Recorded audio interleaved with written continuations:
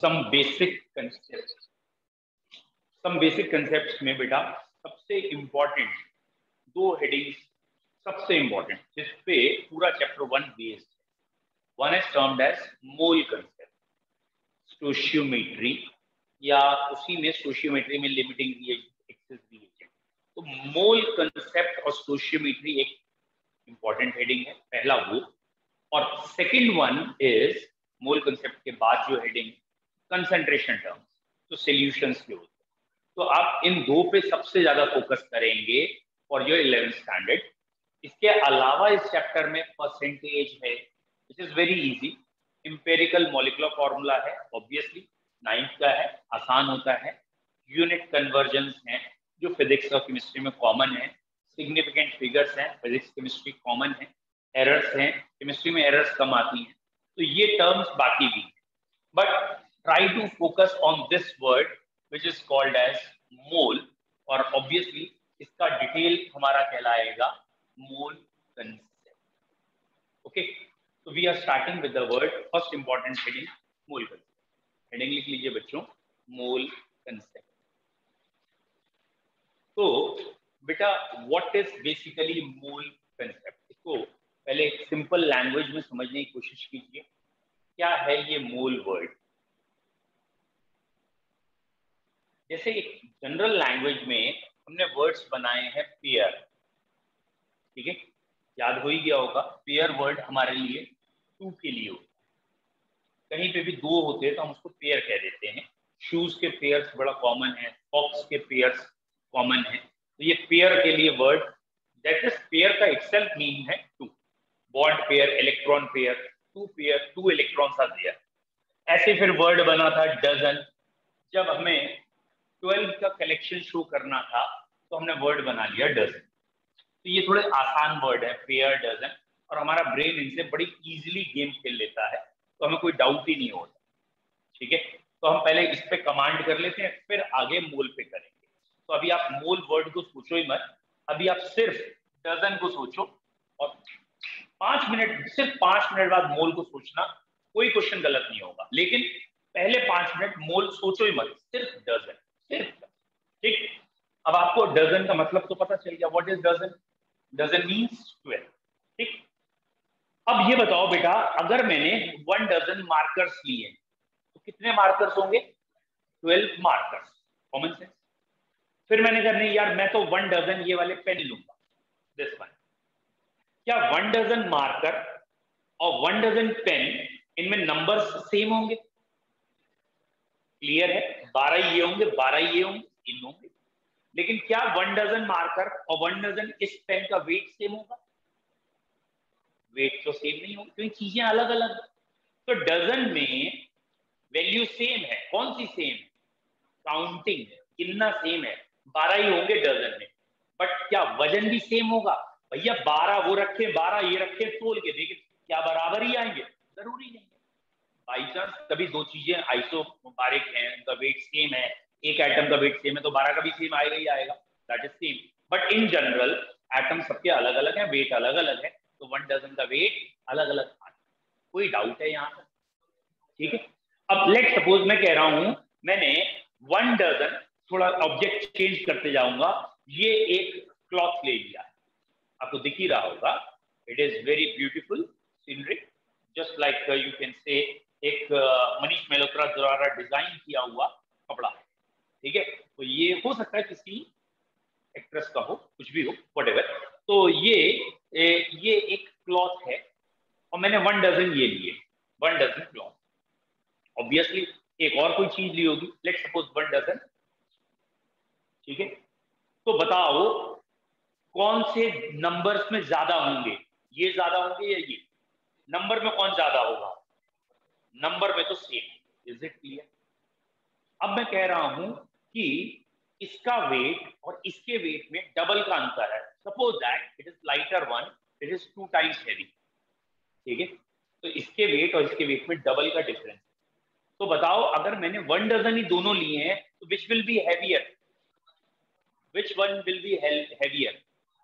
तो पहले से हैवी है उसी के 1 डजन भी हैवी होंगे, जिसका एक पार्टिकल हैवी है उसके 12 पार्टिकल भी हैवी। बोलो यहाँ तक क्लियर है, कोई डाउट है? यहाँ तक डजन वर्ड में कोई डाउट है? अब मैं वैल्यू पे आ रहा हूं। मान लो थोड़ी देर के लिए 1 मार्कर की एक कॉस्ट है, अब ये लिख के करना पड़ेगा। 1 मार्कर की कॉस्ट, लेट सपोज एक सिंपल है, ऑर्डिनरी मार्कर है, ये वही मार्कर है जो कोचिंग में मैं यूज कर रहा हूं आप लोगों के सामने। लेट सपोज ये 20 लाख रुपीस का है, ठीक है, ऑर्डिनरी सा मार्कर है, तुम लोगों के लिए यूज कर रहा हूँ, गरीब लोगों का है, ठीक है। 20 लाख का एक मार्कर मैं ये आपके सामने रखा है, ठीक है, ये यूज करके पढ़ा। और अब मैं आपसे कह रहा हूं, बताओ भाई 2 डजन मार्कर्स के प्राइस कितने होंगे? 2 डजन मार्कर कितने के आएंगे? आराम से, जल्दबाजी मत करो, और क्वेश्चन को सॉल्व करने की हिम्मत मतलब ज्यादा मत दिखाओ कि मैथमेटिक्स सॉल्व करनी। आप तरीके पे फोकस करो कि हमने आंसर में क्या क्या मल्टीप्लाई किया, ये बताओ। ये मत बताना कि इसकी मल्टीप्लाई करके वॉट एवर द आंसर कि 480 आ गया मुझे, वॉट एवर, वो आंसर मत बताओ। मुझे क्या चाहिए, आप ये बताओ किसको किससे मल्टीप्लाई किया। ओके, अब एक बच्चे ने अभी आंसर दिया, बेटा मुझे गलत लग रहा है आपका आंसर, सॉरी टू से, क्योंकि आपने जस्ट 24 लाख कह दिया। एक मार्कर ही मेरा 20 लाख का है, 24 लाख में 2 दर्जन, दुकान लुट जाएगी बेटा उसकी। कॉमन सेंस लगाओ थोड़ा सा, एक मार्कर 20 लाख, ठीक है, और 1 दर्जन मार्कर। अब बताइए, वेरी गुड, इसको आपको करना कैसे था पहले ये सोचना है। अब आए ना आप लोग बात पे, वेरी गुड। अब कई बच्चे सही आंसर दे रहे हैं, लेकिन जैसे एक बच्चे ने यहाँ बोला, मैं वैसे आंसर चाहता था कि आप इसको एलोबरेट करें। आप 2 तरीके से क्वेश्चन सॉल्व कर सकते हैं। पहला तरीका ये है कि एक मार्कर का प्राइस पता है, तो 1 डजन मार्कर का प्राइस आ जाएगा। 1 डजन मार्कर का प्राइस समझ में आया कैसे आता है? तो 12 से मल्टीप्लाई किया तो 1 डजन मार्कर का प्राइस आता है। अब ये 1 डजन मार्कर का प्राइस हमारे सामने है। अब मैं कह रहा हूं 2 डजन मार्कर का प्राइस मल्टीप्लाई बाई 2, डन। कुछ बच्चे इसका उल्टा यूज कर लेते हैं, वो क्या कहते हैं, कहते हैं हमें 1 मार्कर की वैल्यू मालूम है, हम ये निकाल लेते हैं हमारे पास मार्कर कितने। वो भी सही है, पहले आप नंबर ऑफ मार्कर निकाल लो। आप कहेंगे 2 डजन, 1 डजन में 12 होते हैं, तो 2 डजन में 24 मार्कर्स होंगे, और फिर 1 मार्कर के प्राइस से मल्टीप्लाई। बात वही है, 12 इंटू 20 इंटू 2 करो, या पहले 2 से मल्टीप्लाई करके फिर 20 से कर लो, क्योंकि मल्टीप्लाई तो कहीं भी हो सकता है। Getting the point, getting the idea. इसको जरा एलोबरेट करो, इसको जरा समझो, क्योंकि एग्जाम में यही चीज है। कई बार मैं कहूंगा चलो यार मोल बना लो, नहीं तो यार नंबर बना लो, तो मोल और नंबर समझ में आए क्या है। जैसे यहाँ 2 डजन है, वहां 2 मोल होगा, तो आप मोल को डायरेक्ट नंबर में चेंज कर सकते हो। यहाँ डजन से नंबर कैसे आपके आए थे, कि 2 डजन में नंबर कैसे आए थे, 24 आया था ना, कैसे आया था? तो 2 डजन में 2 इंटू 12 किया, तो डजन वर्ड हटाना था 12 से मल्टीप्लाई। Any doubt? ठीक है, चलिए अब एग्जाम्पल सिंपल करते हैं, और जस्ट पहले एग्जाम्पल पे फोकस करते हैं, बाद में आगे बढ़ते हैं। बेटा एग्जाम्पल फर्स्ट, लेट सपोज हम कोई बॉल ले रहे हैं, let suppose it is cricket ball, ठीक है। वैसे लेना तो मैं चाह रहा था वो जेवलिन थ्रो वाला जेवलिन, ठीक है, क्योंकि ऑब्वियस सी बात है उसमें इंडिया को गोल्ड मेडल मिला। आपको मालूम किसको मिला? नीरज चोपड़ा, ठीक है। किसकी बदौलत मिला? कॉमन सेंस है, अपनी बदौलत मिला, लेकिन थोड़ा बहुत रोल नरेंद्र मोदी का भी है उसमें, ऐसा नहीं है, उनकी वजह से मिला, ठीक है। अपार्ट फ्रॉम पॉलिटिकल जोक्स, क्यों मिला? क्योंकि ना एक फेंकने का जो तरीका है काफी सिमिलर है, ठीक है, उससे ज्यादा कोई फेंक ही नहीं सकता। तो ऑब्वियसली उसने कहा लिफ्ट फेंक के दिखाते, तो मोदी का भी एक हाथ है। चलो प्रोजेक्टाइल मोशन एक और आया अंग्रेज, वेरी गुड। चलो साइंस से रिलेट किया, अब लौट क्या, क्रिकेट बॉल, ठीक है। अब मैं आपको ये बता रहा हूं, सपोज 1 क्रिकेट बॉल इसका मास, वजन, एक ऑर्डिनरी ले रहा हूं, 40 ग्राम की है जस्ट। अब ये बताने मत लगना 40 ग्राम के कहां बॉल होती है, 300 ग्राम की होती है। भाई मैं तुम्हें गेम थोड़ी खिलाने ले जा रहा हूं, खाली एग्जाम्पल है, उसे समझो। 40 ग्राम की बॉल, एंड लेट सपोज एक सिंपल ऑर्डिनरी है, तो ये 90 रुपीज की आती, 90 रुपीज की बॉल। Any doubt? ठीक है, और ये तो आप जानते ही हो 1 डजन, इसमें हमें सारा गेम खेलना है और 1 डजन का मतलब 12, इतना तो मालूम है। यही कोरिलेशन जिस बच्चे को समझ में आ गया वो मोल में गलतियां कम करता है। ठीक है, अब आप सिंपल एग्जांपल के आंसर देंगे, एकदम इसको बिल्कुल नहीं देखेंगे, जस्ट दिमाग में सोचेंगे मैंने क्या पूछा उसका आंसर करेंगे। मोल ये वो कुछ नहीं, एक ऑर्डिनरी बिजनेसमैन की तरीके, एक ordinary. Suppose that you are shopkeeper, आप दुकानदार, एक बच्चा आपके पास अमाउंट लेके आ रहा है 450 rupees, 450 rupees. How many balls will you deliver to him? 450 रुपए लाके उसने तुम्हारे मुंह पे मार, कितनी बॉल्स दो? कैसे आया आंसर? सोचो और में जाओ। आप बिल्कुल सही हो, आप 5 बॉल्स देंगे, कैसे आया? आपने एक बॉल से डिवाइड किया, एक बॉल की अमाउंट है ना, तो क्लियर है। इतना समझ में आया, 450 रुपए अगर दिए हैं उसने हमें, तो हम उसे 5 बॉल्स ही डिलीवर करेंगे। लेकिन इसका आंसर 5 आया कैसे, इससे सोचो बस। Is it clear? ठीक, चलो दूसरा क्वेश्चन।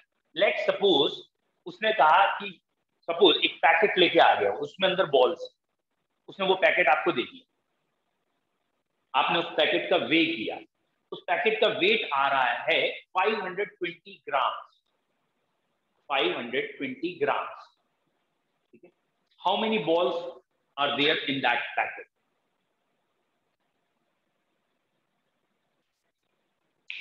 There are 13 balls. कैसे आंसर आ?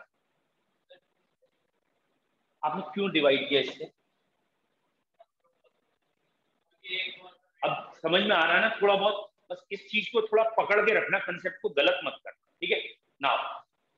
बताओ बेटा, वो जो पैकेट लाया, अरे आप ही वो लास्ट, वो जो पैकेट लाया उसका वेट सपोज 960 ग्राम है, 960 gram. And the question is how many dozen of balls it have? How many dozen of balls it have? 2 dozen. Clear है कैसे आया? क्लियर है कैसे आया 2 डजन? आया समझ में? 960 बॉल्स थे, एक बॉल के वेट से डिवाइड किया, नंबर ऑफ बॉल्स आई, लेकिन ये तो नंबर ऑफ बॉल्स हैं और तुम्हें निकालना है नंबर ऑफ डजन, तो नंबर को फिर डिवाइड। डन। फिर से ध्यान से देखना, मैं जो बात आपको कह रहा हूं, what is the point?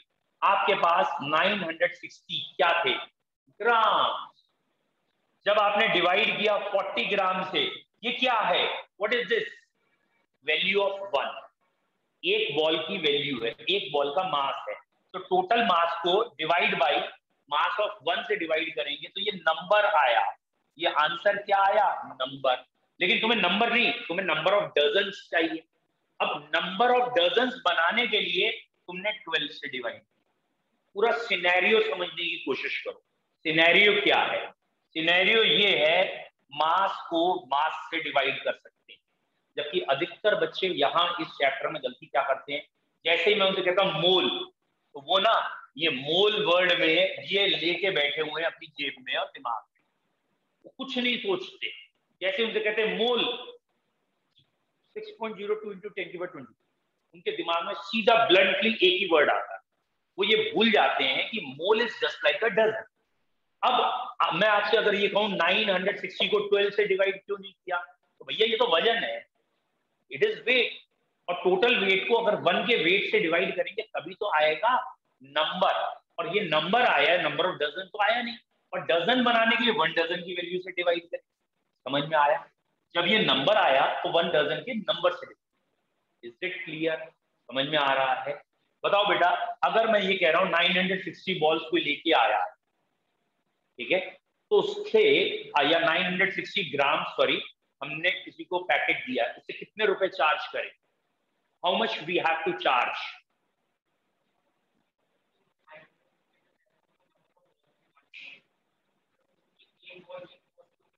Very good. पहले हमने यहाँ नंबर ऑफ बॉल्स निकाल ली, 24 आ गई, और 1 बॉल की वैल्यू 90 थी, उससे मल्टीप्लाई कर दी। ठीक है, बताओ 1 डजन बॉल्स कितने की? यही वाला क्वेश्चन है, 1 डजन बॉल्स कितने की? समझ में आया? आप वैल्यू सॉल्व मत करो, आप कंसेप्ट बताओ। क्या बताओगे? आप कहोगे 1 बॉल का प्राइस मालूम है और 1 डजन मतलब 12 बॉल का प्राइस चाहिए, तो इंटू 12 कर। समझ में आया? बताओ बेटा, 3 डजन बॉल्स है ये वाली, कितनी बॉल्स होंगी? क्लियर है? इससे कोई लेना देना ही नहीं क्वेश्चन से। क्यों? 3 डजन है, 1 डजन में 12, 3 डजन में 3 टाइम्स ऑफ दिस, कोई डाउट नहीं। तो अब जरा ध्यान देना, मैंने कहा ना 3 डजन बॉल्स, तो कितनी बॉल्स है? तो मैंने डजन वर्ड हटाने को कहा, तो आपने डजन हटाना था और लाना क्या था? नंबर। तो आपने कहा भाई 1 डजन में नंबर था 12, तो 3 डजन में नंबर कितना हो गया? 30। तो डजन हटाने के लिए आपने क्या किया? मल्टीप्लाई। किससे मल्टीप्लाई? 12। ठीक है, बोल बेटा, यही वाला क्वेश्चन है, 3 dozen balls how many rupees, कितने की होंगी? यही वाले क्वेश्चन है, 3 dozen balls how many rupees. खत्म। एक तरीका ये भी है, 36 इंटू 90 कह दें, या आप और डिटेल में जाते आप कहते कि 1 बॉल का प्राइस मालूम, तो 1 डजन का प्राइस भी निकाल सकते हैं। तो 1 बॉल का प्राइस 90 है, तो 1 डजन का प्राइस कितना हुआ? 90 इंटू 12, लेकिन 3 डजन निकाल लिए into 3, 12 into 3 36 direct. Any doubt? पूरा सिनेरियो ये समझ में आ रहा है क्या? नाउ अब बेटा हम शिफ्ट करेंगे मोल वर्ड में, और पिछली बार भी जो एग्जांपल दिया वही पहले रिपीट कर दें फिर स्टार्ट करें।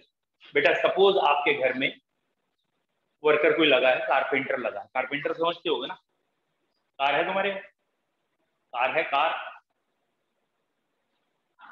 कार, कारपेंटर है। कारपेंटर और कार दोनों अलग चीज है बेटा। कारपेंटर क्या होता है?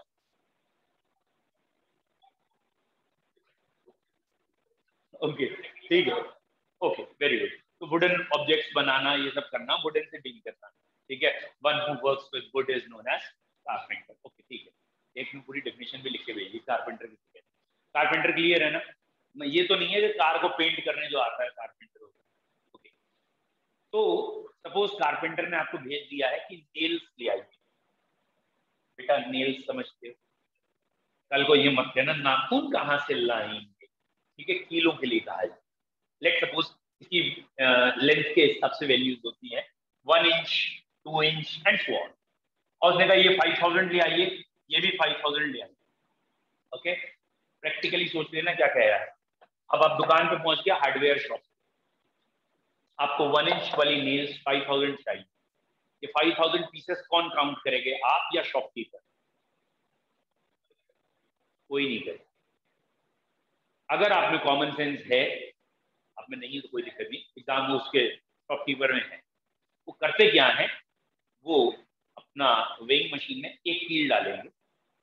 सपोज एक कील का वेट 2 ग्राम आ रहा है, तो ऑन एन एवरेज 5000 नेल्स का वेट 10,000, मतलब डबल आएगा 10 केजी। तो 10 केजी तोल के देंगे और कहेंगे if you have ample of time kindly stack and count, जो एक आध कम ज्यादा होगी हम दे देंगे। Is it clear? तो बेसिकली यहाँ पे हमने क्या किया, हमने इसका वे किया और वे करने के बाद इसे 10 केजी बता दिया, 10 किलो का। क्लियर दिस एकदम? तो ऑब्वियसली 2 इंच वाली कील के भी 5000 पीसेस है, तो इसका वेट भी कितना आएगा?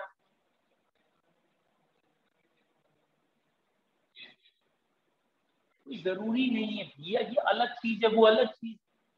अब इसकी भी एक नेल का पहले वेट निकालना पड़ेगा।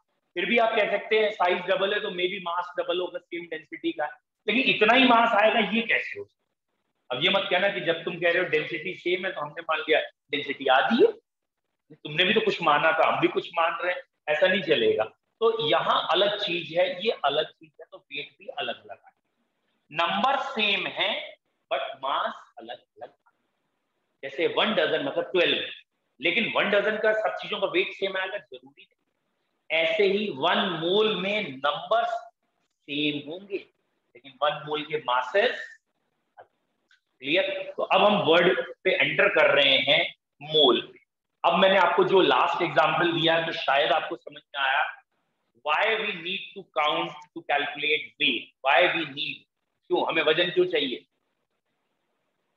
अरे भैया ये कील जो कि 1 ग्राम 2 ग्राम की होती है, वो तो तुम 5000 गिन नहीं पा रहे हो, उसे गिनने की जगह तोल रहे हो।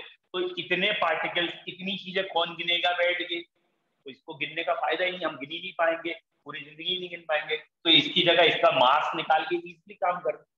इवन यू नो, आरबीआई जब करेंसी बेचती है, that is not only coins but also जो उसका रुपीज से नोट्स बेचती है, वो भी वे के हिसाब से बेचते हैं।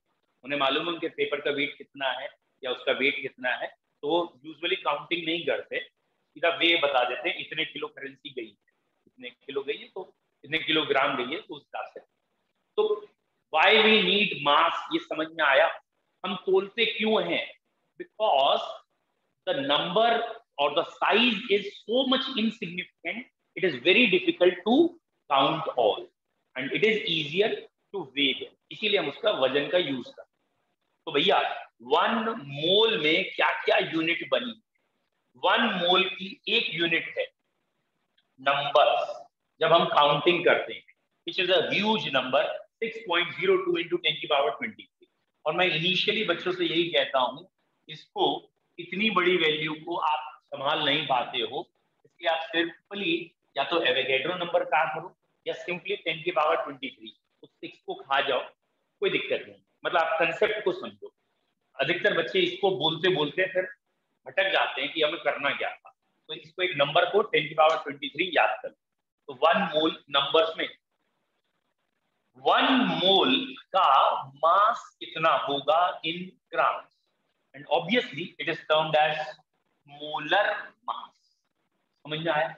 What is molar mass? Mass of 1 mole. समझ में आया? इन ग्राम कितना होता है ये मोलर मास? तो बच्चों जरा इस पॉइंट को ध्यान से समझ लेना।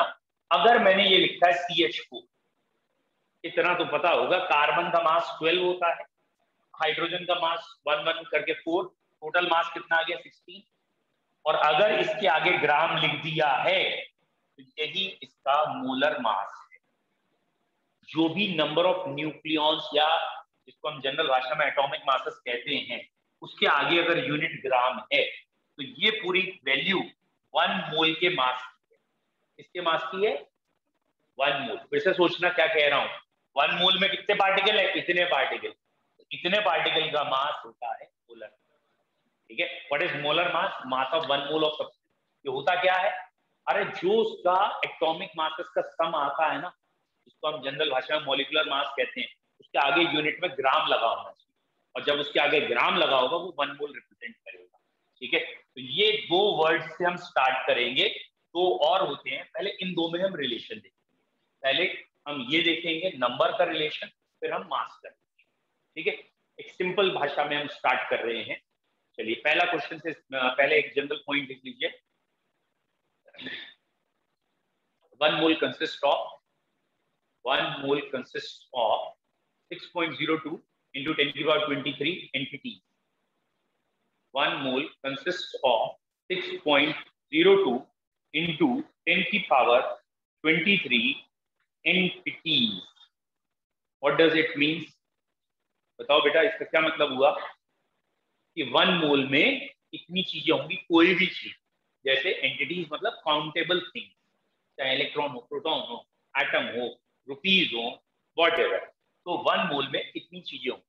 तो आपने लिखा है 1 mole consist of this much entities, के ब्रैकेट में लिख लो countable things.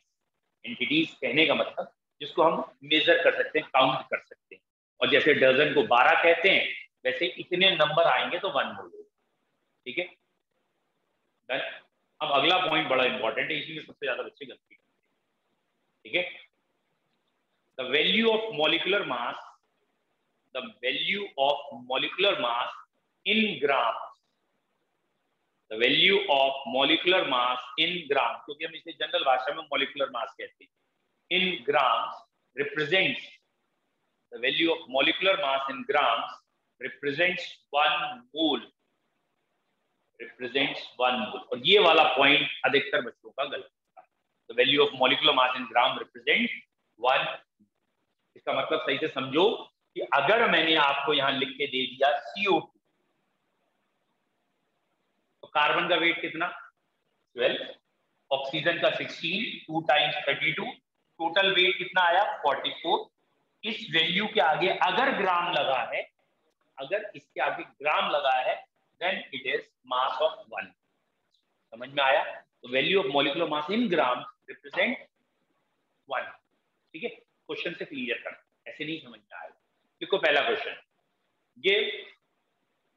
give molecular mass of, give mass of one molecule, give mass of one molecule of H2O water, mass of one molecule of H2O in grams. ये question थोड़ा सतर्क रहिएगा, इसमें गलती होती है. In grams. सॉल्व करो. 14, 15, 16, 17 जो भी. Very good. आगे बच्चों आंसर. गुड. बेटा आप भी बोल दो जल्दी से. बेटा H2O होता है 20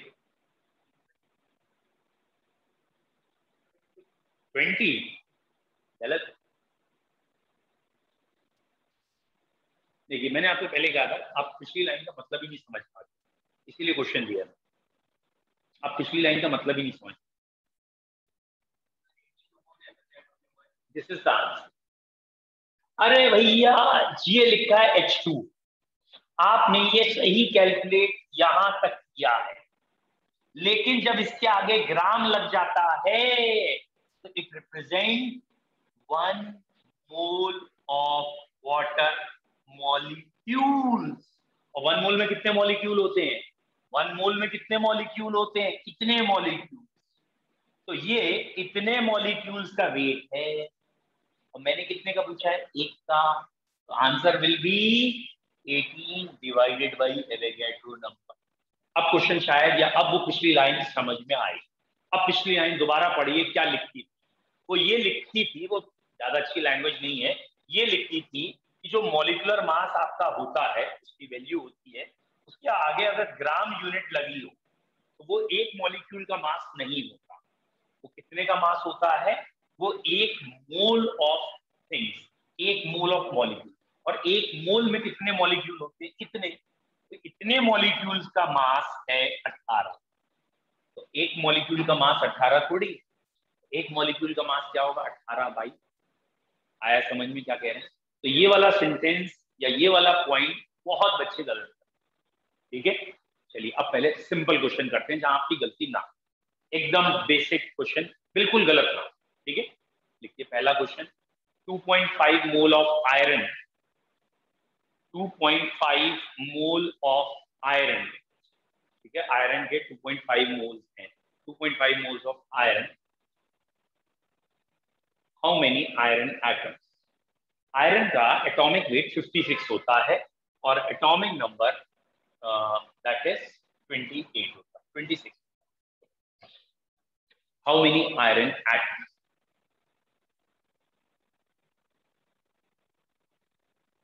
बताओ.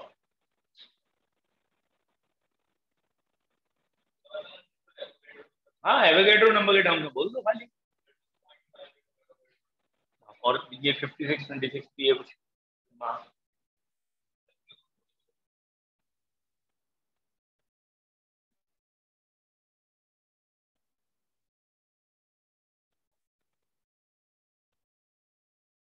कैलकुलेशन मत कीजिएगा, मल्टीप्लाई करके मतलब सॉल्व करके आंसर मत निकालिए. एवोगैड्रो नंबर के टर्म्स या जो भी आपकी मैथमेटिक्स है वो बता दीजिए. x into Y upon Z जो आ रहा है वो बता दीजिए. ओके बेटा, क्वेश्चन ये था, ऑनलाइन वाले बच्चे ने पूछा है. क्वेश्चन ये था 2.5 moles of iron, how many iron atom? Pragati सही. सॉल्व क्यों कर रहे हैं? गलत. अब ये सबसे ज्यादा गलती होती है. अब मैं इस क्वेश्चन को सरल भाषा में आपसे पूछता हूँ. अगर सरल भाषा में पूछूं, सपोज मैंने आपसे कहा है 2.5 डजन ऑफ एनी. ठीक है, 2.5 dozen of this marker, how many markers? बताना, हाउ मेनी मार्कर्स? 1 डजन में 12 है, 2.5 में 12 इंटू 2.5 खत्म. मास की कोई जरूरत ही नहीं है. मैंने यहाँ जो मास दिया तो मैं कंफ्यूज करने के लिए दिया. अरे मेरा क्वेश्चन क्या था? 2.5 मोल में नंबर बताओ. वो किसी के भी मोल हो, और मैंने क्या बताया, नंबर तो हमेशा इक्वल ही होते हैं. 1 मोल में एवोगैड्रो नंबर, तो 2.5 मोल में 2.5 इंटू एवोगैड्रो. यहाँ मास आया ही. लेकिन कंफ्यूज कहाँ हो गए? मैंने 2 बार कह दिया, मास दे रखा, एटॉमिक नंबर दे रखा. बोले ऐसा दिया है तो यूज तो करेंगे हम, इंडियंस हैं, कुछ मिल जाए यूज तो करना जरूरी है, चाहे यूज हो ना हो, करेंगे जरूर। ये क्या बात है, पॉइंट समझ में आया? तो ये एक कंसेप्ट है, ना कि कोई थ्योरी है, लर्निंग नहीं है, रटना नहीं है। आपको एक इमेज दिमाग में क्लियर करनी है कि पूछा क्या है। आपसे पूछा है कि 2.5 मोल्स हैं किसी भी चीज के, जैसे आयरन के, तो बताओ इसमें एटम कितने हैं। आप पहले सोचो भैया 1 मोल में कितने एटम होते हैं, एवोगैड्रो नंबर, तो 2.5 में कितने होंगे, मल्टीप्लाई कर लो। अब क्लियर, अब तो गलती नहीं हो, अब तो गलती नहीं होगी। अगला क्वेश्चन पूछो, देखो अगला क्वेश्चन बिल्कुल ऐसे ही क्वेश्चन दे रहा हूं, simple. 6 into 10⁻23 moles of iron atoms, 6 into 10⁻23 moles of iron atom, ठीक है। How many iron atoms are there, how many iron atoms. जानबूझ के मैं थोड़ा कंफ्यूजिंग क्वेश्चन दे रहा हूं कि आप ठीक से लगा लें, आराम से चल पाइए। हाउ मेनी आयरन एटम्स, हाँ जी बोलो।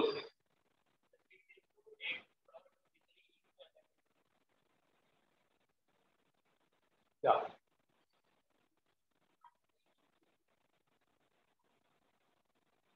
गुड, बिल्कुल सही आंसर यही है।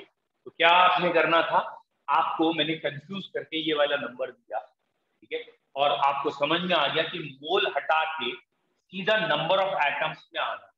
तो मोल जब हटाना है तो मल्टीप्लाई काहे से करते हैं, एवोगैड्रो नंबर, इससे मल्टीप्लाई करेंगे नंबर ऑफ एटम्स, और एवोगैड्रो नंबर यही होता है एक्चुअली। तो कई बार बच्चे क्या करते हैं, डिवाइड कर देते हैं और कह देते हैं इसका 1 आंसर, ठीक है, उन्हें लगता है वही नंबर दिया उसलिए डिवाइड कर दो 1 जाएगा। डिवाइड नहीं करना, मल्टीप्लाई करना। क्यों, मोल हटा के नंबर ला। तो क्वेश्चन जिस बच्चे को समझ में आ जाएगा ना कि मोल हटाते समय क्या करना है, लगाते समय, तो इजिली। कोई डाउट है यहाँ, क्लियर है यहाँ तक? चलिए अगला क्वेश्चन लिखते हैं। 2 into 10⁻24, 2 into 10⁻24 atoms of carbon, 2 into 10⁻24 atoms of carbon. How many moles of carbon atom? How many moles of carbon atom?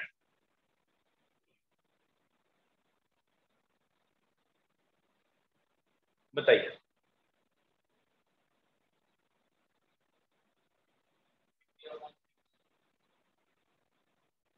Good, very good, सही है बेटा, वेरी गुड। ये सारे बच्चों ने, ऑनलाइन वालों ने 2-3 ने आंसर किए हैं, तीनों बच्चों का एकदम सही है, और इन्होंने पूरा लिख के भी बताया है, जो आंसर यही आएगा कि हमने दे रखा था शायद, वैल्यू दे रखी थी 2 इंटू 10⁻24, और इसे डिवाइड करना था 6 इंटू 10⁻23। तो ये 10 बचेगा, ये 20 हो जाएगा, 20/6 कह दिया आपने। बोलो बच्चों, यहाँ तक मोल वर्ड क्लियर है, कोई डाउट है? तो यहाँ हमने नंबर से मोल बनाया और मोल से नंबर बनाया, वेरी गुड। नंबर से मोल कैसे बनाया, जैसे ये नंबर गिवन था, 1 मोल की वैल्यू से डिवाइड किए तो नंबर से मोल बन गया। तो अगर कोई भी हमें नंबर गिवन है और उससे हमें उसी चीज के मोल्स बनाने हैं, तो आप उस नंबर को डिवाइड करेंगे एवोगैड्रो नंबर से, तो मोल बनेंगे। और अगर मोल गिवन है और नंबर बनाने हैं तो मल्टीप्लाई करेंगे एवोगैड्रो नंबर से, मोल से नंबर, नंबर से मोल, मोल से नंबर, इंटरचेंज हो जाएगा। पहला लॉजिक क्लियर है, नंबर से मोल, मोल से नंबर, ठीक है। लिखिए क्वेश्चन करके। 4 mole of ammonia molecule, 4 moles of ammonia molecule, थोड़ा सा टफ है, सोच के करना। 4 मोल्स ऑफ अमोनिया मॉलिक्यूल, ठीक है। इसका पहला question, how many ammonia molecules, बेटा पहला question how many ammonia molecules. दूसरा question, how many hydrogen atoms, how many ammonia molecule, पहला क्वेश्चन, और दूसरा क्वेश्चन है how many hydrogen atoms.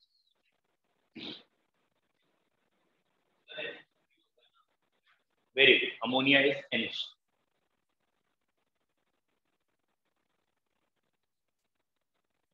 Very good, ये बच्चा है, हाँ वेरी गुड रस्तोगी, गुड बेटा, शायद आपका आंसर सही। मैं अभी एक बार चेक भी करूंगा, लेकिन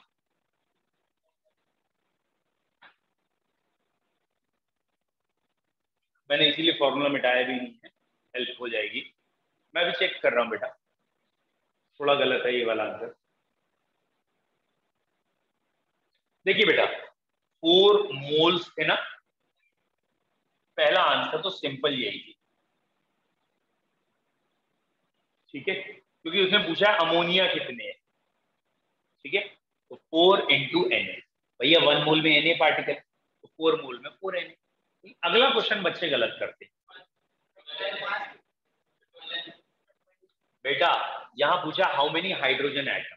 अब हमारे पास मॉलिक्यूल इतने हैं ये मालूम है, और हर मॉलिक्यूल में 3 हाइड्रोजन, हर मॉलिक्यूल में 3 हाइड्रोजन, तो मास की जरूरत ही नहीं।